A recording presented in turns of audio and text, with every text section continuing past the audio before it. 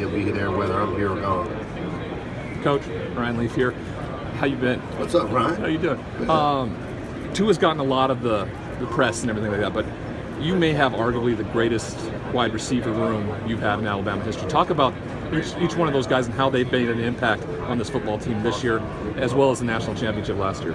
You know, I had the privilege of coaching those guys last year, the freshmen at least, and Ruggs, Smitty, and Judy. And, you know, I think everybody that was part of our program knew and saw the ability that these guys had. And they were playing limited roles last year. They were splitting time with, you know, Robert Foster and Cam Sims and Calvin Ridley. But you saw their potential. They're all dynamic with the ball in their hands. They all have the ability to make explosive plays once they touch the ball.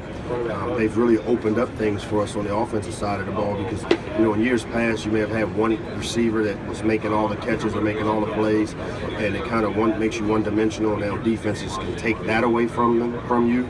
Well, having all three of these guys and then the addition of Irv Smith and Jalen Waddle has really made us a little more diverse offensively, and it's been tough for people to defend all those guys, and it's worked out well for us having a quarterback like Tua that has the ability to throw it. Talk to us a little bit about the quarterback situation, Tua, and the way Jalen has been a part of this team like no other when his number was called in the SEC championship and how he stepped up to help you get here.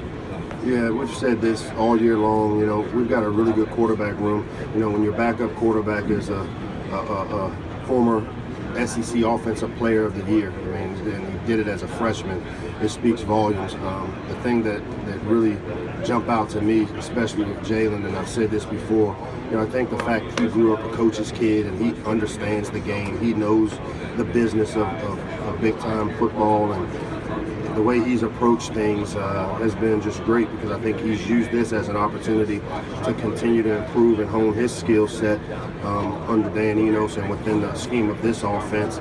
You know, and then having a guy like Tua who just is as dynamic a thrower, decision maker that I've ever been around.